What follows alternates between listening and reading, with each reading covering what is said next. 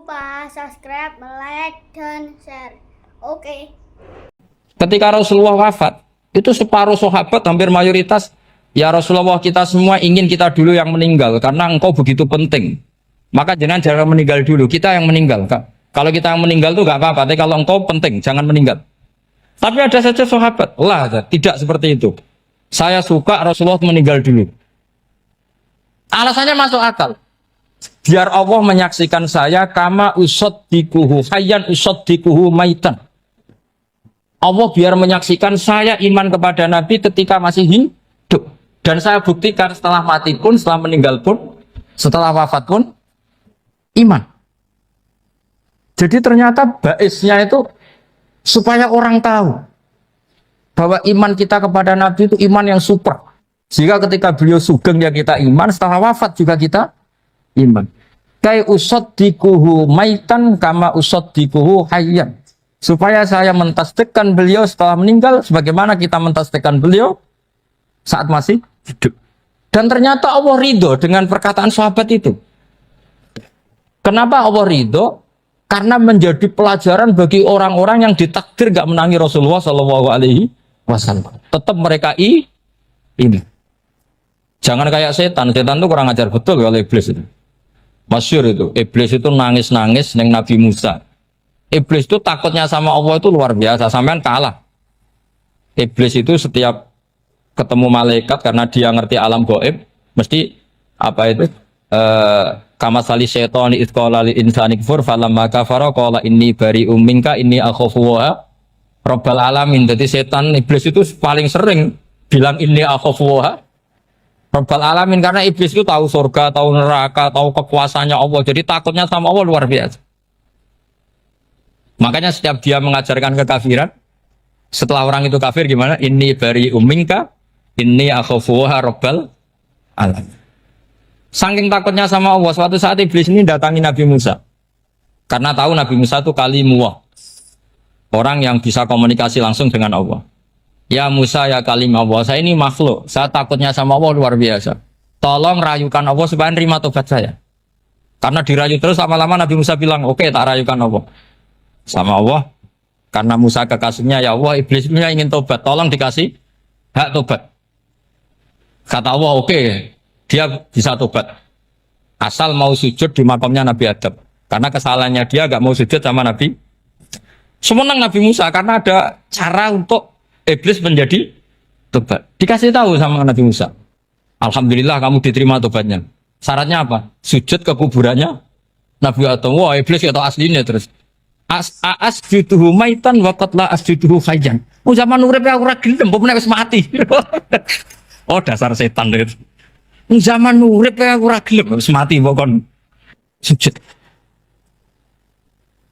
Kumat maksudnya terus ya sudah terus sampai sekarang akhirnya. Kalau sekarang tidak mungkin lagi karena nggak ada Nabi Musa. Jadi ijtihadnya sahabat melihat wafatnya Rasulullah itu beda-beda dan ternyata semuanya diridhoni Allah.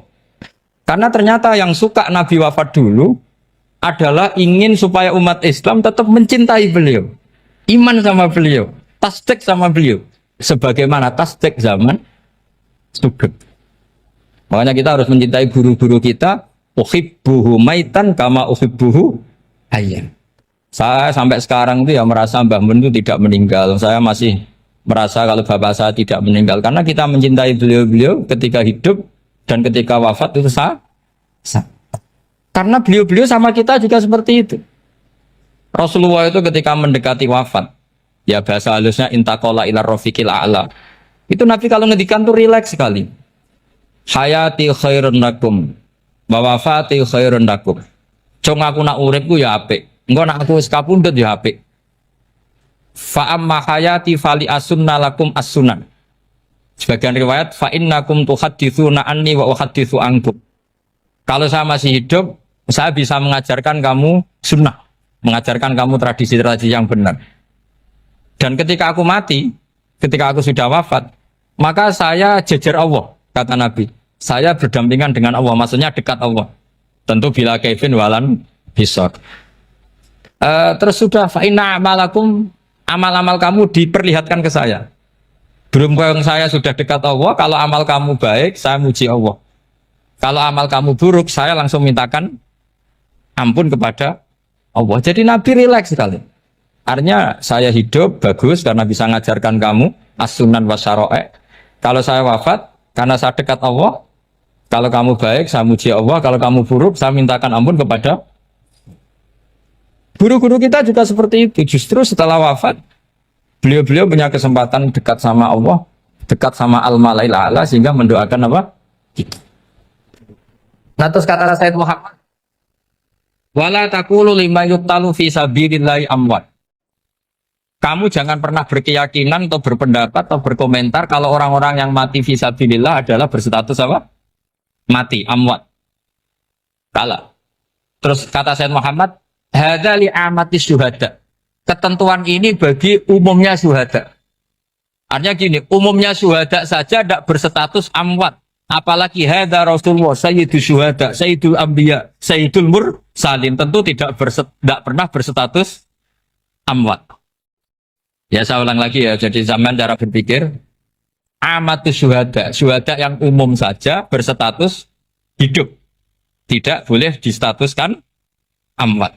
Apalagi Rasulullah itu sayyidus syuhada, sayyidul anbiya. Maka status beliau pasti hayyun la yamut. Pasti beliau itu hidup tidak.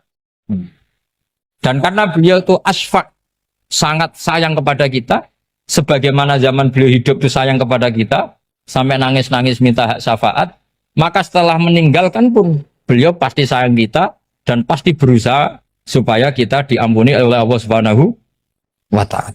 Sehingga ada sahabat yang tadi berpendapat, kalau saya nggak masalah Nabi wafat dulu, supaya Allah menyaksikan saya usaddiquhu maitan kama usaddiquhu hayyan. Jadi ini cerita ya, cerita sudut-sudut mana. Fikih itu penting sekali. Kata Sayyid Ali yang Shahibu Simtud Durar itu, wabihi qiwamus syariah. Yang bisa mengawal syariat itu hanya fikih. Fikih itu ya kalau yang paling gampang untuk kita misalnya punya Fathul Qorib, Fathul Mu'in, Fathul Wahab. Tapi yang faham betul, mesti faham itu ngelotok setengah hafal. Jangan bawa kitabnya tok, sementing sekian semester terus selesai.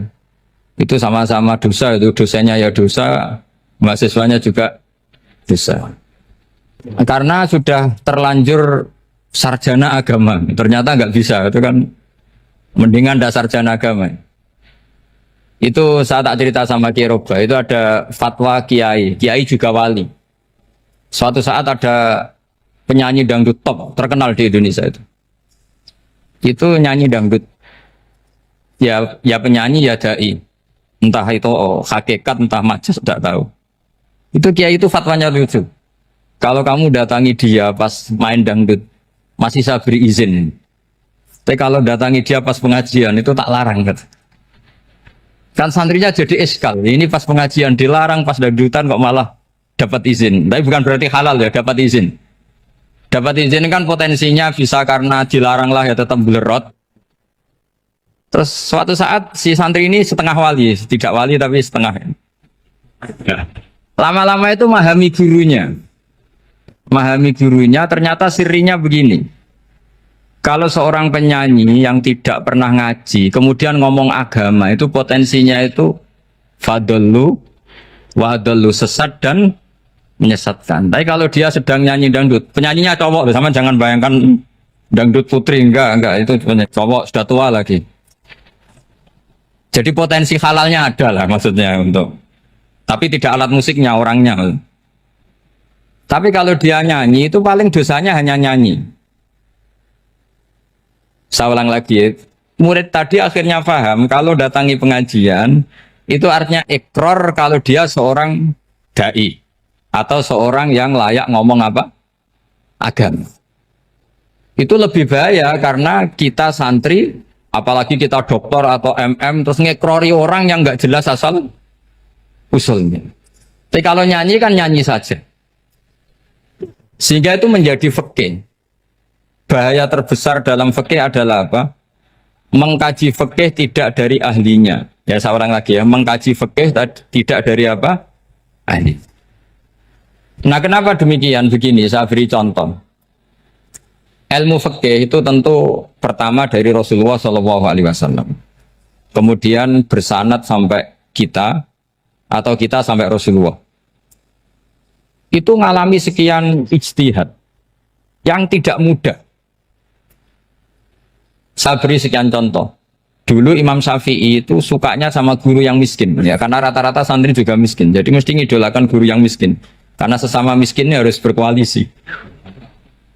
Tapi akhirnya gurunya Imam Syafi'i itu miskin sekali. Namanya Muslim bin Khalid Az-Zanji itu miskin, Sufyan As-Tsauri miskin, Sufyan bin Uyainah miskin. Setelah ngaji di Medina itu Imam Malik itu kaya. Pas itu Imam Malik sudah kaya. Setiap ketemu Imam Syafi'i dikasih uang. Sampai ketika Imam Malik itu bilang, kamu sudah alim, ilmu saya sudah habis, kamu ngaji sama yang lain. Sama siapa? Kata Imam Malik, orang yang sealim saya sudah meninggal, namanya Abu Hanifah. Tapi dia punya murid, namanya Muhammad bin Hasan Asy-Syaibani, kamu ke sana. Terus Imam Malik datang ke Baki. Dulu Baki itu pasar rental, ya Grab lah kira-kira sekarang. Itu mengumumkan, siapa kafilah yang mau ke Irak? Kita ya Imam Malik, dibayari sama Imam Malik. Ini yang antar ke Irak, ke Muhammad bin Hasan Asy-Syaibani. Imam Malik mulai ngeper. Guru saya yang miskin tidak pernah nyangoni, guru-guru saya yang kaya sering nyangoni. Mulai memasalahkan kiai miskin, gitu. Kira-kira seperti itu mulai masalah. Setelah datang ke Irak, di Muhammad bin Hasan Asy-Syaibani itu si Muhammad bin Hasan Asy-Syaibani itu kalau ngitung uang itu di meja tamu. Jadi punya emas lantaan, punya uang. Kira-kira kalau Indonesia punya rupiah, punya dolar, dihitung itu di ruang tamu. Kata Imam Syafi'i, saya dengan Imam Malik saja nggak serk, ini lebih kedonyan lagi kiai. Ngitung uang itu di ruang tamu. Terus akhirnya si Muhammad bin Hasan Asy-Syaibani ini ahlul usul, dia pakar usul. Kamu heran sama saya? Iya, kiai kok kedonyan. Dia ngomong gitu. Tapi kata Muhammad bin Hasan Asy-Syaibani, kalau kiai tidak boleh kaya, itu tak kayak nawang fasik. Dan gue demenan, gue mabuk. Oh jangan, nanti dipakai maksiat. Tenjenengan mawon kersane digetoat. Berarti kiai oleh sugih. Mun pun angsal-angsal. Semenjak itu jadi satu fikih bagi Imam Syafi'i. Ternyata kalau mengharamkan kiai sugih, berarti membolehkan yang fasik sugih. Kalau yang fasik sugih bisa dipakai i'anah alal maksiat.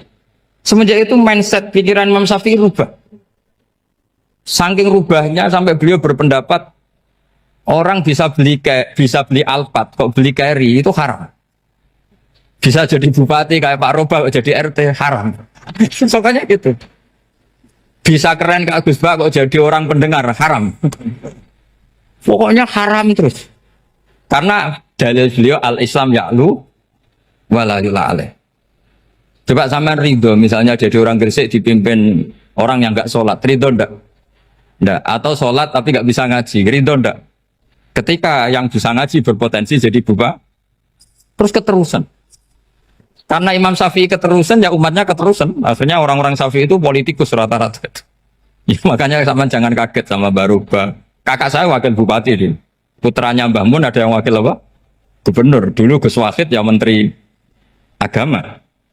Itu asal usul dari perubahan fikih, mindset, cara berpikir Imam Syafi'i.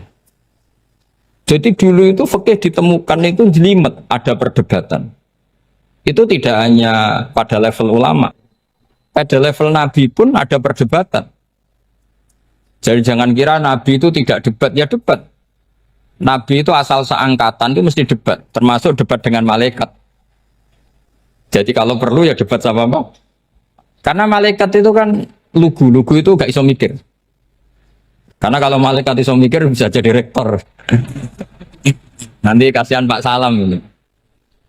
Malaikat gak boleh jadi rektor. Malaikat Israel itu gak tahu etika. Jadi beliau ketika mau membunuh, mencabut nyawanya Ibrahim datang, ya Ibrahim saya ini disuruh nyabut nyawa kamu. Kata Ibrahim, wah kamu itu pasti salah. Kamu tahu saya siapa? Saya ini Khalilur Rahman, kekasih Allah. Masa kekasih membunuh yang dikasih? Ini enggak benar, logika itu enggak benar. Pasti kamu salah. Karena Israel itu tidak bisa debat. Ketika ditanya, hal ra'aita khalilan yumitu khalilah, masa kekasih membunuh yang kasih. Saya ini Khalilur Rahman. Masa Allah mencintai saya kemudian membunuh saya, itu logika agak bener. Tidak keliru, kamu itu keliru. Israel akhirnya terbang lagi. Ya Allah, katanya logika saya ini salah. Karena masa kekasih membunuh yang dikasih. Karena Israel nggak pernah sekolah, nggak pernah sekolah. Nggak bisa dia jawab. Akhirnya diajarin Allah. Dah kamu bilang gini ke Ibrahim. Hal ra'aita khalilan yakrahu ayyalqa khalila. Masa kekasih tidak siap ketemu yang dikasih? Dibalik logikanya. Akhirnya datang lagi ke Israel. Kata Allah begini, masa jenengan kekasihnya tidak siap ketemu yang kau kasih? Oh ya oke, mati gak apa-apa. Jadi ilmu itu ngalamin perdebatan. Jadi saya datang murni karena Kiai Mas Buhin, bukan karena MC. Itu dosa besar kalau saya datang karena MC. Karena saya punya kewajiban yang lebih besar. Jadi yang bisa mengalahkan adalah a'dzama minhu, yang super besar kira-kira. Karena jelas ada riwayat inna min abaril birri silatar rajuli ahla wuddi abi. Ya, inna min abaril birri silatar rajul ahla wuddi abi. Di antara kebaikan yang sangat baik adalah seseorang menyambung teman bapaknya. Padahal sampean kan nggak mungkin teman bapak saya.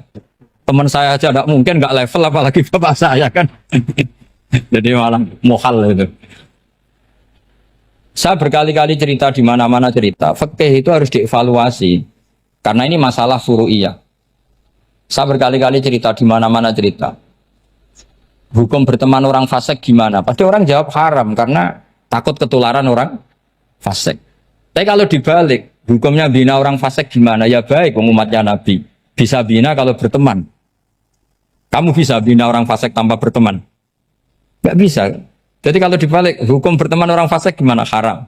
Hukumnya bina orang fasik? Baik. Bisa bina kalau berteman. Berarti berteman orang fasik? Ya terus nanti pada level lapangan sih gampang.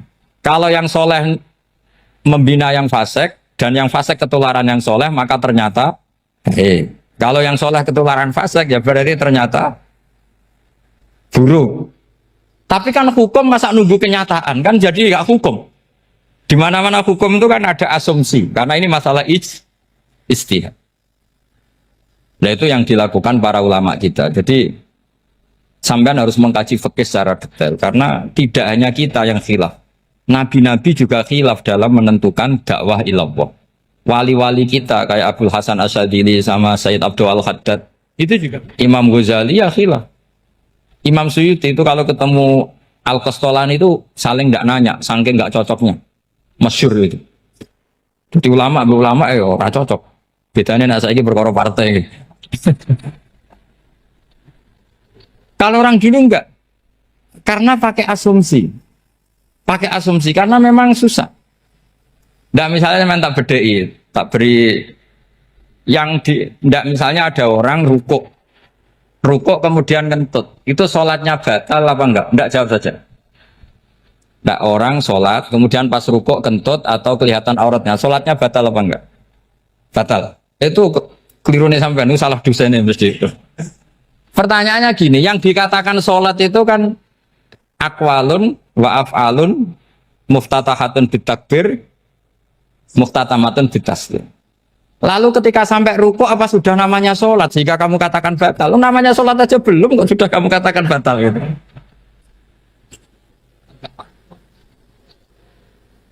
Iya kan?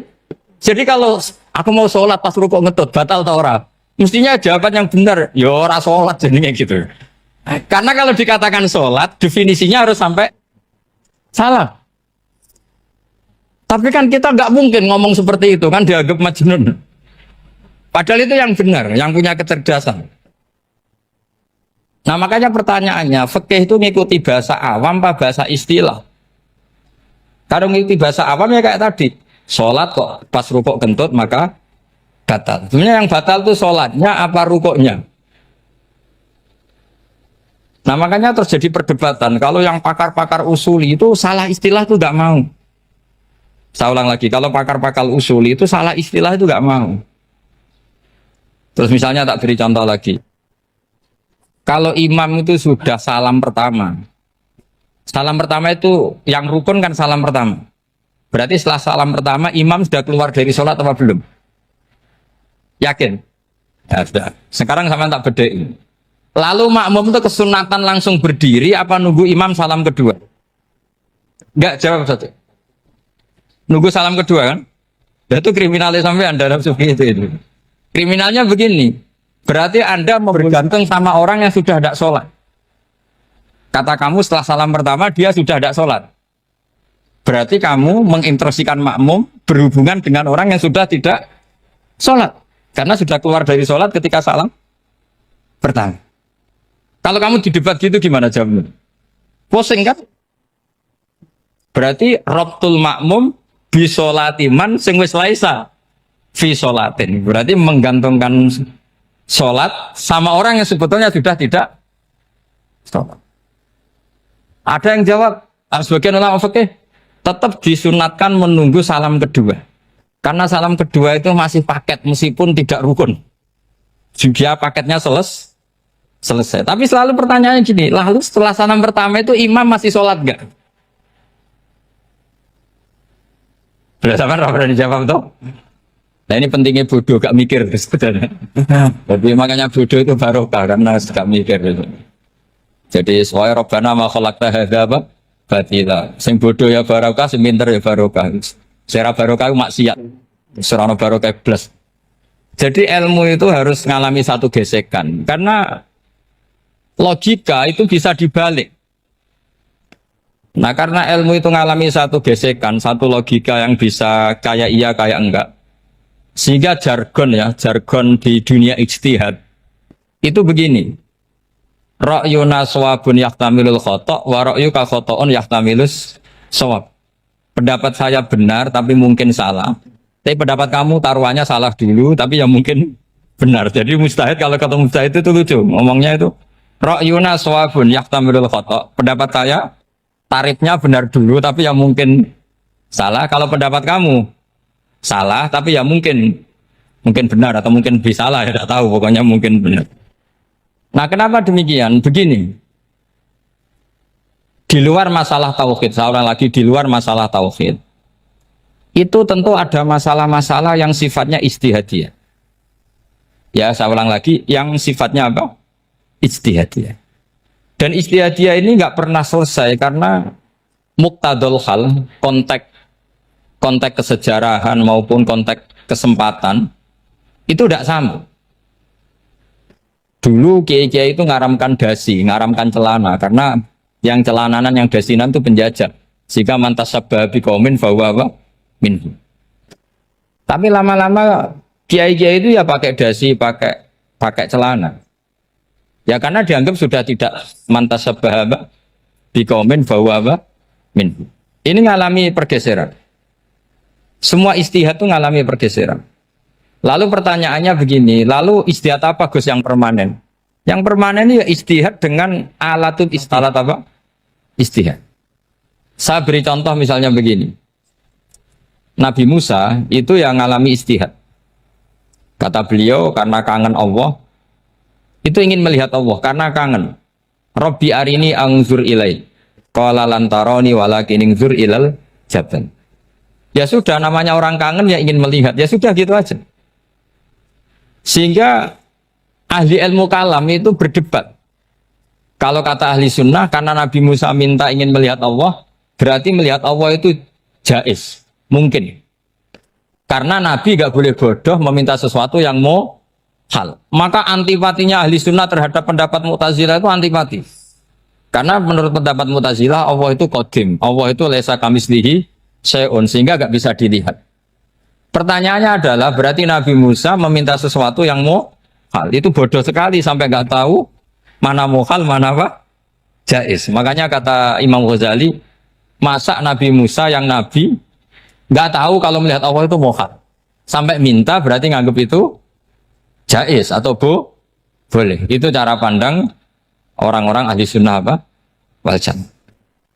Tapi tetap saja sebagian ulama itu ya balelo. Yang kayak Mu'tazilah itu ya balik loh cara berpikir pokoknya itu karena kangen bukan karena mungkin atau tidak mungkin. Jadi nggak mungkinnya tetap tidak mungkin. Terus mereka dalil la tudrikul absar wa huwa yudrikul absar. Nah, sudut pandang ini akan terus. Ada seorang wali ditanya, kalau kamu di surga ingin melihat Allah apa enggak? Jawabnya enggak. Kenapa ya? Kasihan Allah. Terus kenapa ya? Unazzihu dzalikal jamala an nadzuri misli.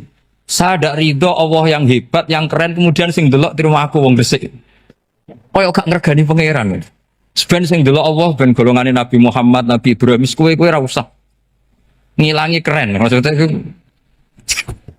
Jadi ada ulama itu jadi wali kalau sholat itu karena di soft belakang. Tapi jangan ditiru. Itu kan nggak lazim ya. Lazimnya kan afdhalus sufuf as-saful awal. Ketika ditanya, kenapa kamu kalau sholat di belakang?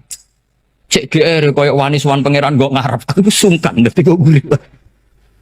Kalau zaman kan karena males, bukan karena sungkan. Jadi itu artinya rasa ya. Makanya nggak bisa, nggak ada istihad itu tidak mungkin karena perasaannya orang itu beda-beda. Itu Sayyid Abdul Al-Haddad itu kalau ngendikan masyhur, man da'a li dzalimin fil baqa faqad ahabba ayyusawwa fi ardi. Orang yang mendoakan orang fasik masih hidup, gak mati-mati, itu berarti suka kalau Allah dimaksiati di buminya. Wong fasik kelakuannya rak maksiat, nak ndongakno mari, itu berarti kamu ingin Allah didurakani terus menerus karena si fasik masih hidup. Tapi kalau Abdul Hasan As-Sadili cara ngendikan gini, kalimatnya persis. Man ahabba alla yusawwahu fi ardi faqad ahabba alla tadhharu maghfiratuh. Orang yang ingin dunia ini steril gak ada maksiat, maka sama saja berkeinginan tidak melihat luasnya maghfirahnya Allah. Sama-sama wali besar. Tapi cara pandang hubungannya dengan Allah seperti itu. Jadi mau tidak mau, istihad itu mau tidak mau. Makanya tidak usah dipertentangkan misalnya cara berpakaian, cara apa. Yang penting sesuai aturan Islam ya sudah. Karena ini urusan rasa. Urusan apa? Rasa. Itu Syekh Hasan Basri itu sering jagongan sama Robiah Hadawiyah. Itu secara fikih salah. Tapi pas itu ulama fikih ditanya, kenapa Anda tidak komentar terhadap dua wali besar yang sering ketemu? Andaikan semua santri seperti itu akan saya halalkan, karena nggak mungkin punya nafsu. Sehingga fikih dulu memang masih asli. Kamu lihat di takrib misalnya, lelaki melihat perempuan itu nggak boleh kecuali sekian alasan. Termasuk boleh itu li taklim karena mengajar atau lil muamalah. Lah ini yang mulai masalah. Ada warung kopi, penjaganya cantik. Santri-santri ngopi, ini lil muamalah kan kasus ini. Mau disalahkan pada takbirnya, mau dibenarkan ini jelas fasik kan, jelas fasik. Jelas fasik. Maksudnya sudah fasik sebelum itu ditambah itu, jadi fasiknya permanen. Nah pertanyaannya adalah, kalau kamu ngajar mbak-mbak, kemudian hafal yang cantik yang enggak, itu taklim lin nazar apa nazar li taklim? Itu taklim apa modus? Makanya kalau ngopi cari bakul yang cantik, itu muamalah untuk nazar apa nazar untuk muamalah? Loh kalau saya ngopi dengan kiroba pasti halal. Karena begini, berjalan saja, bareng capek, nggak tahu itu warungnya siapa, terus berhenti ngopi. Kebetulan bakulnya cantik. Nah itu mungkin halal, karena kan saya nggak milih-milih. Ingin ngopi kebetulan bakulnya cantik. Kalau kamu kan nggak apal daftarnya. Wah itu mesti haram itu, mesti haram itu. Karena berarti kan kamu menjadikan ngopi ini modus. Gue jagani nak takok pangeran. Lo kok nazar? Muamalah Gusti, muamalah. Itu mesti modus. Maka fikih itu harus dikawal oleh tasawuf. Kalau ndak, semua hukum fikih bisa diakalin. Makanya Imam Bukhari punya satu bab namanya Kitabul Khiyab. Bab mengkhilaf fikih. Beliau itu antinya sama Abu Hanifah itu luar biasa. Nggak ada ulama dibenci Imam Bukhari kayak Abu Hanifah. Masyhur itu. Untungnya beliau nggak menangi Abu Hanifah. Kalau menangi geger terus ini. Bisa faksul masail terus ini. Itu Abu Hanifah itu ulama yang suka khilaf. Khilaf itu merekayasa hukum. Misalnya begini. Saya ini puasa agak lemes. Ujian agak lemes. Apalagi kiai serapati di duit, santri beling-beling lemes ini. Apa mangan nih kan, wah poso-poso kok mangan kan gak keren. Supaya saya bisa makan dan halal, saya bisa ngajak Kiai Robai ya jalan-jalan. Jalan-jalan nyari yang jarak 2 marhalah. Ya sudah, terus bisa makan. Kalau ditanya Allah kok makan musafir. Jadi bolehkah insya'us safar menciptakan pergi demi untuk supaya boleh iftar? Boleh enggak cara jenengan? Enggak boleh, alasannya apa? Kan pergi. Perginya juga enggak maksiat. Itu khilaf.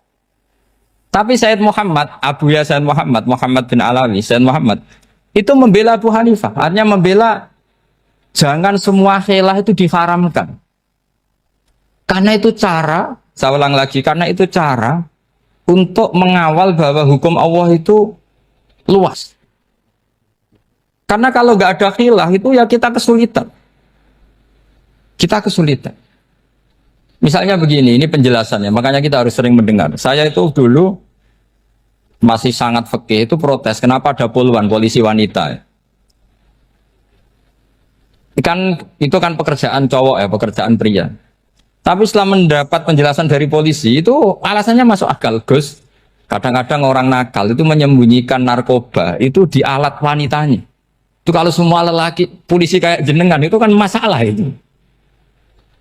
Sehingga memang harus ada polisi wanita karena sebagian pengedar narkoba itu perempuan dan menyembunyikannya di tempat itu. Kalau semua polisi cowok kan gak kebayang. Sehingga kita akhirnya mendengar membolehkan polisi itu wanita. Ada wilayah yang harus wanita. Begitu juga ada pertanyaan, kenapa sih dokter kandungan itu cowok? Saya punya banyak santri yang muhibin saya itu dokter kandungan. Tak tanya, kamu itu kok cowok kok jadi dokter kandungan? Kan pekerjaannya seperti itu. Dia jawabnya lucu. Dari 10 yang tes jadi dokter kandungan, itu yang cewek itu lulus 2. Yang cowok lulus semua. Karena ketika cewek dites melihat ketuban pecah darah itu langsung pingsan. Sehingga yang secara psikologi dablek itu kan memang lelaki.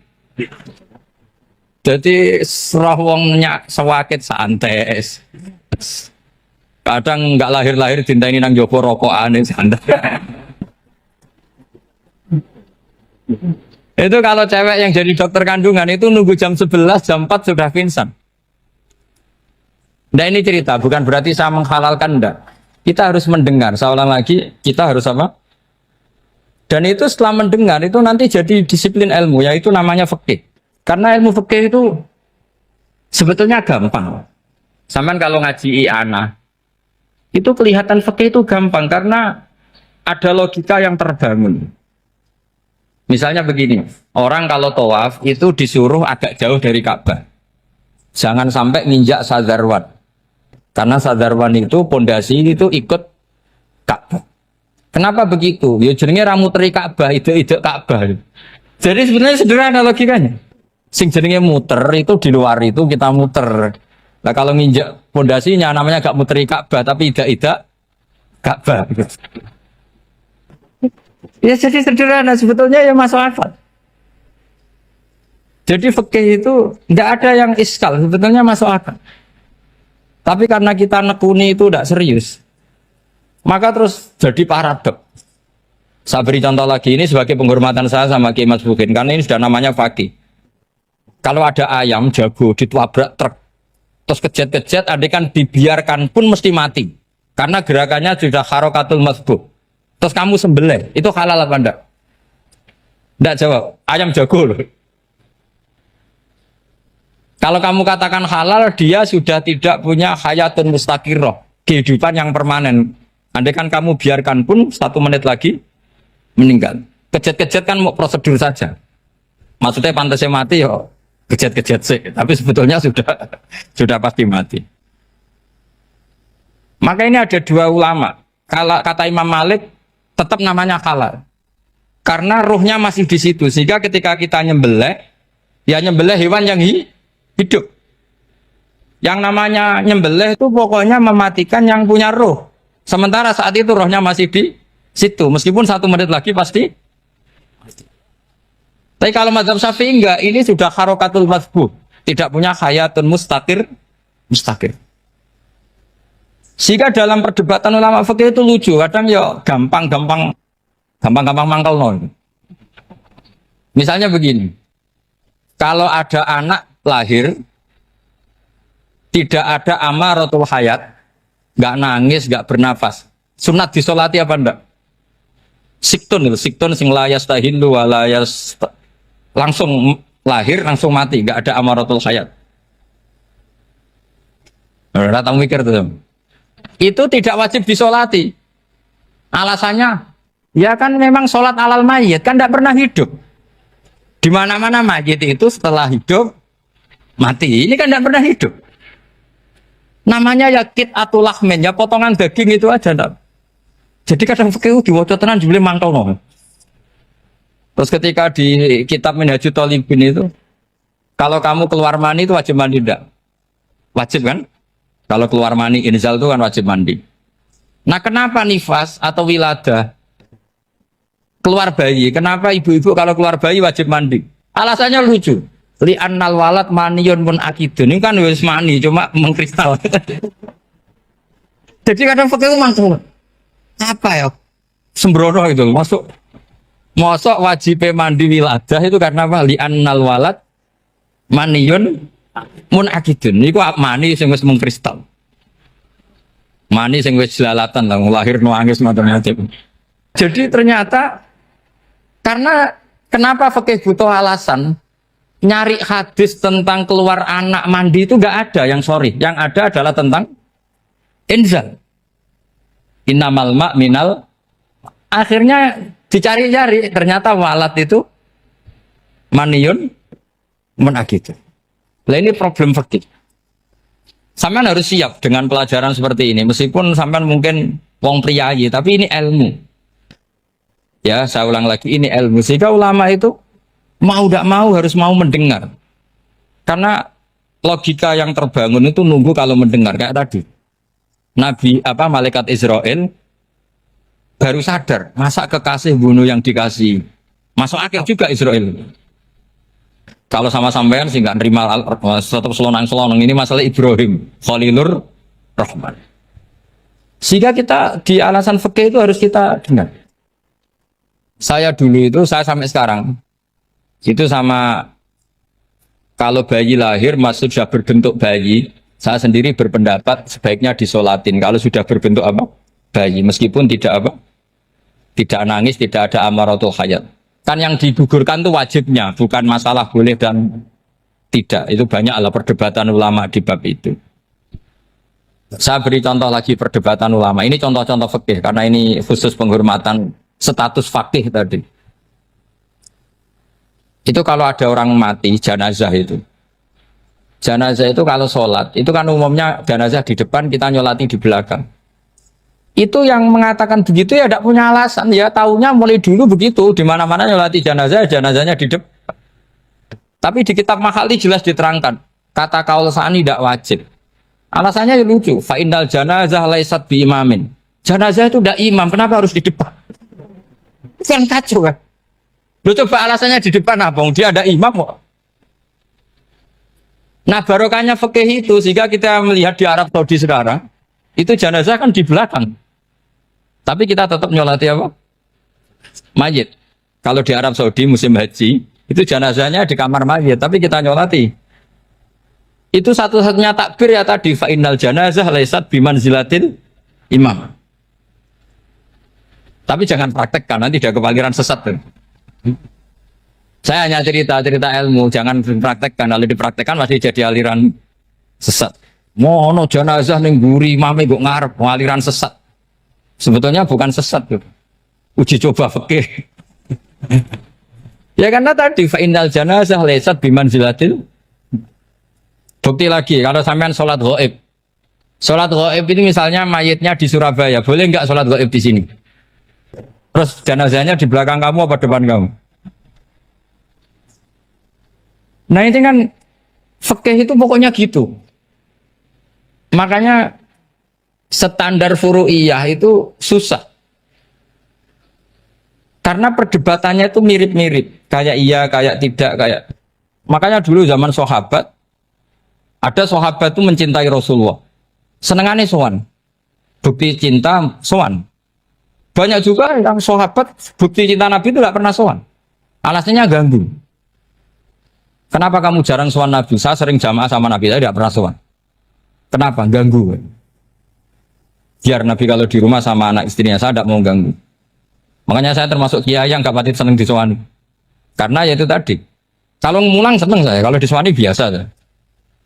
Kalau Kiai Roba itu nilai, nak pernah sepuh jadi rasawan nilai. Jadi beda, saya sering ditilii Kiai sepuh. Tapi bahasanya tentu tidak sowan, tapi nopo nilai. Kalau sowan itu maka kan nafkah itu seperti itu. Jadi ada disiplin, di situ ada disiplin ilmu. Yang kadang kita tidak cocok. Makanya Imam Syafi'i sendiri ngendikan, kadang beliau dengan gurunya, dengan Imam Malik sampai ngarang ikhtilafu Malik. Beliau punya data yang beliau itu sedang nggak sama dengan gurunya, yaitu Imam siapa? Malik. Karena mindsetnya itu beda. Tidak sampai misalnya saya tanya, sholat itu harus menghadap kemana? Tidak, jawab saja. Kiblat kan. Ukurannya apa coba? Namanya madhep. Wajah apa dada? Imam Syafi'i milihnya dada. Sekarang praktekkan dalam dialog keseharian. Saya jagungan sama Kiai Roba seperti ini, terus wajah saya begini, madhep enggak? Nah itu masalah. Terus pertanyaannya, madhep dengan dada itu fis sholat apa fil qiyam?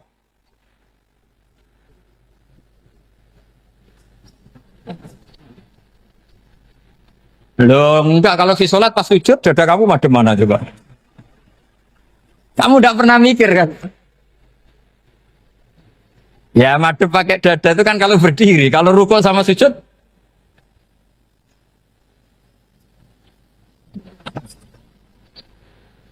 Nah itu ulama itu jelimet gitu. Makanya jarang yang menekuni profesi ulama itu. Karena menekuni proposal banyak, karena memang susah. Jadi ulama itu orang yang cara berpikir sudah aneh. Sehingga mereka detail. Maksudnya menghadap itu apa? Ukurannya kalau berdiri ya dada, tapi nggak bisa kamu katakan atawajjuh bisodri aturan dalam sholat, fikuli sholat. Pertanyaannya lah kalau rukuk sama sujud, dadanya menghadap kemana coba? Maka itu ilmu yang sudah jelimet. Nah ulama usul fikih, ulama yang nggak mau salah per detail hukum. Sehingga menurut Imam Rafi'i, misalnya kalau beliau ditanya sujud itu gimana ya, asal wat ujabha ya sujud. Tapi kalau murid Imam Nawawi harus melibatkan 7 apa? Anggota, yaitu al-jabhah, wal yaden, wal rubaten, wal qadamen. Oke, Imam Nawawi kita ikuti. Tentu keseharian kita pakai Imam Nawawi. Yaitu berdasar hadis umirtu an asjuda ala sab'ati a'zumin al-jabhah, wal yaden, wal rubaten, wal qadamen. Berarti berapa? 7. Tapi pernah saya cek di kitab karangannya Imam Syafi'i, ketika beliau ngendikan, saya suka kalau orang sujud itu melibatkan 7 anggota berdasar hadis ini. Tapi kata beliau, wayah tamilu dan bisa saja sujud yang watul jabhah itu sudah cukup. Terus kata Imam Syafi'i, limada, karena Nabi ketika sujud itu hanya ngendikan begini, sajadalaka wajhi wa sam'i wa basori. Gak ada di hadis wayadi, warubati, wakodami. Ya sudah akhirnya. Nah, itu sudut pandang. Terus gugatan kedua begini. Ada orang muslim yang sujud sama berhala. Untuk menjadi murtad itu harus 7 anggota apa cukup fathul jabhah alal ardi? Untuk sah menjadi murtad itu. Untuk sah menjadi murtad cukup fathul jabhah alal ardi harus 7 anggota. Untuk keabsahan murtadnya itu. Tidak jawab. Makanya ini tugas dosen-dosen ini meminterkan ini. Karena namanya sudah faqih. Faqih itu ahli faqih yang detail namanya faqih. Kalau ini mutafaqih. Jadi bukan tafakuha tapi tafakuha. Kayak tamarodon. Jadi wazannya nanti itu wal idhari ma laysa fil waqi'. Jadi ini bukan gojlok, ini memang marah saya. Jadi kalau sudah pakai gelar fakih, harus fakih betul. Nah, mohon kalau mengkaji fikih itu harus detail. Minimal takrib itu setengah hafal. supaya konstruksi ilmu itu utuh. Saya sama lagi konstruksi ilmu itu, karena ilmu itu mesti ada yang apa ya? Ya rodok setengah salah itu, tapi disalahno ora kena. Ndak sampean tak bedheki, nak pancen bener langsung tak angkat jadi rektor. Nak bener tuh. Coba rukun sholat pertama itu apa coba? Rukun sholat pertama. Niat. Niat sama berdiri dulu mana? Ayo niat dulu baru berdiri, apa berdiri dulu baru niat? Berarti niat sama berdiri dulu mana? Rubah kan? Artinya kita mau bilang tartib urutannya niat berdiri takbir gak bisa. Yang dikatakan niat itu apa? Qasdus syai' muktaronan bifi'lihi. Berarti niat sama takbir harus bareng apa urutan? Bareng. Terus dengan qiyamnya urutan apa bareng? Bareng apa urutan? Loh enggak, kalau urutan berarti takbir dulu duduk baru berdiri.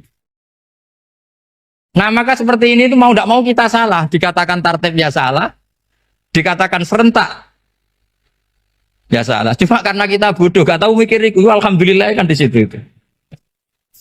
Lu coba niat sholat loh, niat takbir qiyam dulu man.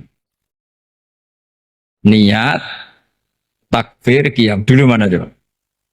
Dulu qiyam. Enggak ada kitab yang mengatakan arkanus sholat awaluha. Oh, dianggap kitab kriminal maksudnya. Makanya ngendikan ulama-ulama di sarah-sarah, mau tidak mau sebagian istilah itu tasamuh. Tasamuh itu wis digawe gampang ngono kok repot. Karena kita tidak bisa detailnya. Coba misalnya puasa. Puasa Ramadan itu wajib apa? Tabiyyitun niat, nginep no niat. Sing darane nginep itu umure lama apa enggak? Lama kan? Sekarang sebelum 2 menit kamu baru niat, sah apa enggak? Sah. Itu sempat nginep apa enggak 2 menit itu? Enggak sempat kan? Jadi ilmu itu, makanya kata ulama-ulama, pokoknya ilmu itu mesti ono unsur tasamuh. Tasamuh itu ya tiga gampang. Apa? Tiga gampang. Misalnya Imam Syafi'i berpendapat, mashu ba'dir roksi. Itu kata beliau, walau sya'rotan fi hadir roksi. Meskipun satu rambut asal masih di wilayah kepala. Tapi kalau rambut itu dikeliwir, dibasuh di sini enggak sah. Karena sudah keluar dari batas apa? Kepala. Imam Syafi'i cara berpikir kan, ya ngene iki jenenge basuh sirah. Tapi cara Abu Hanifah enggak. Ya enggak, yang namanya megang kepala itu ya minimal 1/4. Masa gitu dikatakan megang. Lalu ulama usul fikih itu berdebat. Sesuatu itu sesuai masodaknya. Masodak itu yasduku alaihi kadza. Yaitu, ini tadi saya cerita ke Ibu Khin tentang ngaji Jamul Jawame. Ini ilmu yang di Jamul Jawame. Sesuatu itu ukurannya mayasduku alaihi kadza apa dengan takrif, definisi. Misalnya gini. Sholat itu batal dengan makan. Kalau kamu sholat, makan batal enggak? Enggak, jawab saja. Batal. Itu satu upo apa satu piring? Enggak, jawab saja. Satu upo sudah batal. Sekarang bab makan di ngurmat tamu. Cung tamuku keimangan. Iku sak upo apa sak piring? Nah ini kan enggak fair. Di bab tamu makan satu piring, tapi di bab sholat satu upo. Maka pertanyaannya, lalu penamaan sesuatu itu berdasar masodak, mayasduku alaihi ismu kadza, atau berdasar uruf?